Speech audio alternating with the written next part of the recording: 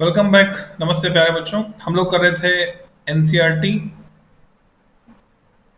Read along exercise. उसमें laws of motion में solving problems in mechanics, ये article हमें डिस्कस करना है। So this is lecture number 11। और मैकेनिक्स में किस तरह से हम प्रॉब्लम्स को सॉल्व करते हैं, मैकेनिकल डिफरेंट सिचुएशंस जो आती हैं, तो वो हम सीखेंगे इस लेक्चर में। So let's start. आप अपनी अपनी एनसीईआरटी ओपन कर सकते हैं। बच्चों, एनसीईआरटी में यह है आपका पेज नंबर 105, 105। लास्ट लेक्चर में हमने सर्कुलर मोशन डिस्कस किया था। तो सर्कुलर मोशन में सॉल्व एग्जांपल्स रह गए थे लास्ट में। तो एग्जांपल 5.10, 5.11 करने के बाद हम article 5.11 solving problem in mechanics discuss करेंगे।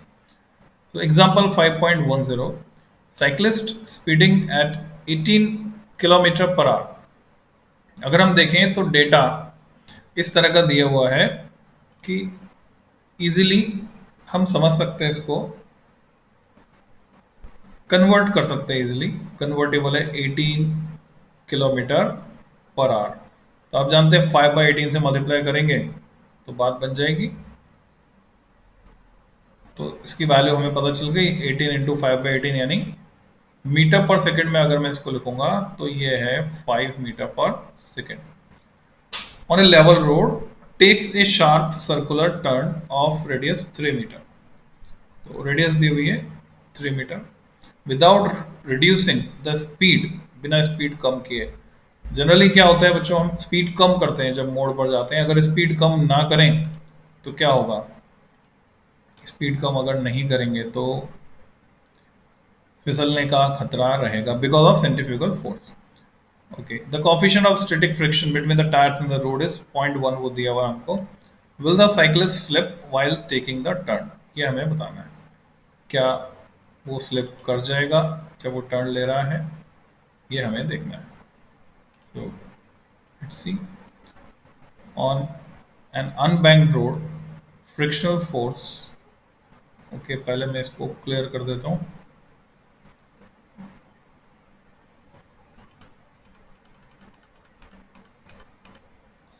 On an unbanked road, frictional force alone can provide the centripetal force needed to keep the cyclist moving on a circular turn without slipping.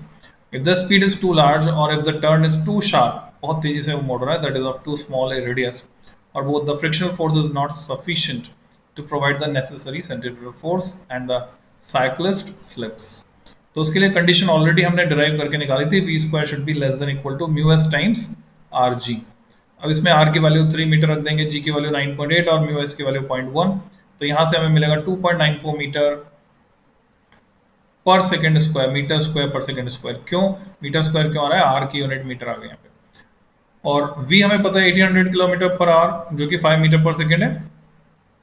तो अगर मैं v square करता हूँ, क्योंकि compare करना है तो v स्क्वायर करना, 25 ये वैल्यू आती है। The condition is not obeyed. हम देख रहे हैं कि v स्क्वायर जो कि 25 है 2.94 से बहुत बड़ा है। इसका मतलब cyclist will slip while taking the circular turn. ऐसा कई बार आपने ऑब्जर्व किया है कि बहुत तेजी से चला के आ रहे हैं और एकदम से मोड़ दें गाड़ी को तो क्या होता है, स्लिप हो जाती है। तो वैसा ही यहाँ पे होगा। क्वेश्चन नंबर 5.11 देखते हैं। सर्कुलर रेस ट्रैक है। रेस ट्रैक जनरली कैसी होती है, टिल्टेड, बैंक्ड बोलते हैं, घूमते हुए जाती है। Radius 300 meters band at an angle of 15 degree. If the coefficient of friction between the wheels of a race car and the road is 0.2, आपको म्यू दिया हुआ है, what is the optimum speed of the race car to avoid wear and tear on its tire? तो हमने सीखा बच्चों last lecture में, wear and tear reduce करना है तो स्पीड ना तो कम होनी चाहिए जिससे कि बाहर की तरफ फ्रिक्शन लगे, और ना ज्यादा होनी चाहिए जिससे कि अंदर की तरफ फ्रिक्शन लगे। आप इमेजिन कर सकते हैं जैसे ये कोई कढ़ाई है, लास्ट टाइम पे हमने डिस्कस किया था, जैसे कोई कढ़ाई है और उस कढ़ाई में कोई कंचा छोड़ दिया जाए,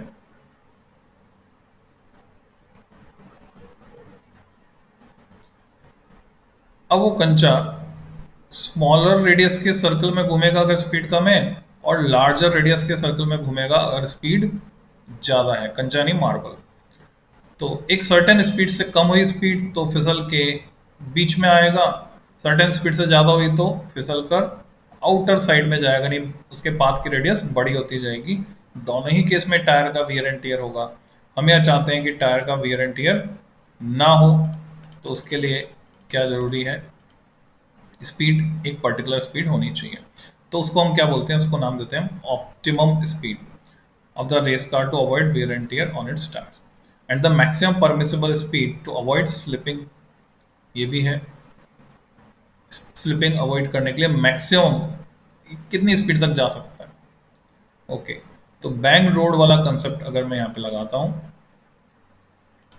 then the horizontal component of normal force and the frictional force contribute to provide centripetal force to keep the car moving on a circular turn without slipping. At the optimum speed, the normal reactions component is enough to provide the needed centripetal force and the frictional force is not needed. तो जो optimum speed है v0, उसके लिए हमारे पास expression है v0 is under root of rg tan theta. यहाँ पे r की वैल्यू 300 मीटर हमारे पास है, थीटा 15 डिग्री है, बैंकिंग दी हुई है, कितने एंगल से घुमाया गया, ट्रैक को उठाया गया, जी की वैल्यू 9.8 मीटर पर सेकेंड स्क्वायर है। तो यहाँ से v0 निकल के आते 28.1 मीटर पर सेकेंड।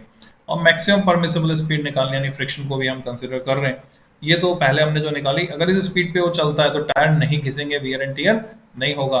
और मैक्सिमम जो स्पीड पे वो चल सकता है वो 38.1 मीटर पर सेकेंड, जिसके लिए अलग फॉर्मूला है rg times mu S plus tan theta upon 1 minus mu S tan theta की पावर हाफ। तो बच्चों ये हमने सीखा circular motion, banking of tracks पर बेस्ड क्वेश्चन। अब हम बात करते हैं प्रॉब्लम सॉल्विंग इन मैकेनिक्स की। तो इसमें कई तरह के सवाल बनते हैं, इसको दो लेक्चर में मिलाकर हम पढ़ेंगे। पहले लेक्चर में इसकी थ्योरी समझ लेते हैं बच्चों, फ्री बॉडी डायग्राम वगैरह क्या होता है वो समझ लेते हैं। उसके बाद अगले लेक्चर में जो है इसके क्वेश्चन आंसर्स हम करेंगे। So the three laws of motion that you have learned in this chapter are the foundation of mechanics. You should now be able to handle a large variety of problems in mechanics. A typical problem in mechanics usually does not merely involve a single body under the action of given forces. More often, we will need to consider an assembly of different bodies. या तो वो रस्सी से जुड़ी रहेंगी, police के through move करेगी वगैरह वगैरह, exerting forces on each other. सीधे कॉन्टेक्ट फोर्स भी लगा सकती है और स्ट्रिंग के थ्रू खींच भी सकती है, टेंसाइल फोर्स या कंप्रेसिव फोर्स।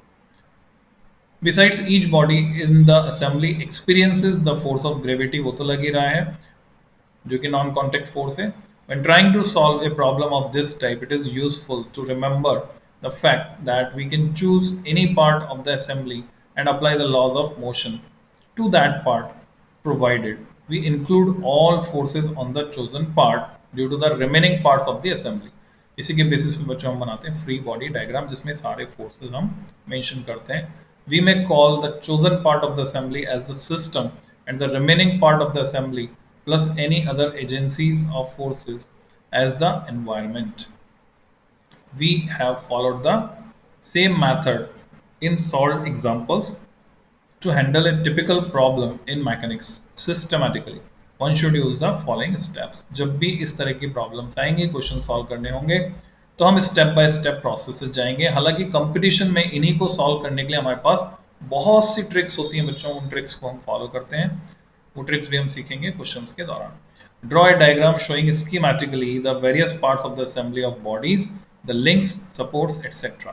तो पहली स्टेप है उस ड्रॉ डायग्राम बनाना है हमें इसको, जो भी सिचुएशन दी हुई उसको इमेजिन करते हुए। Choose a convenient part of the assembly as one system, ऐसा मान लीजिए कोई सा हिस्सा उसका।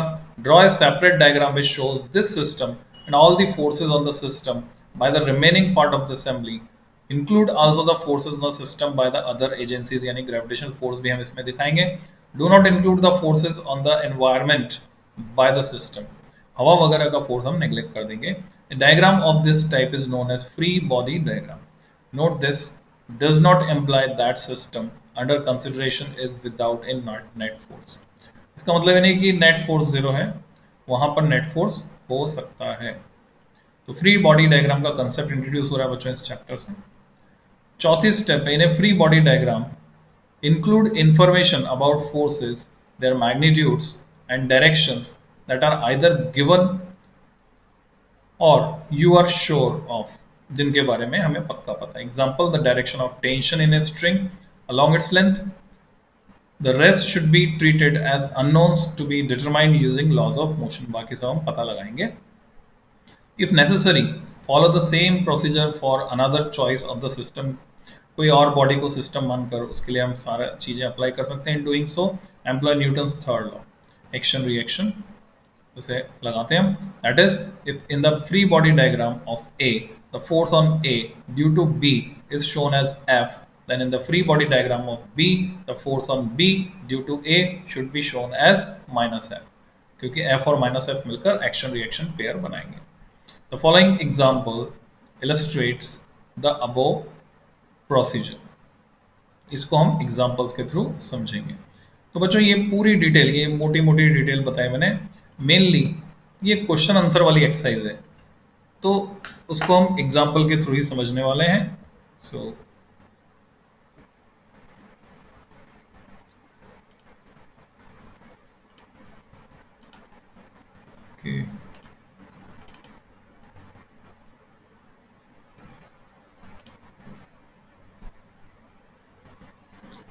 इस वीडियो में इतना ही बच्चों. फिर नेक्स्ट वीडियो में मैं बाकी की डिटेल लेता हूँ. मिलते हैं.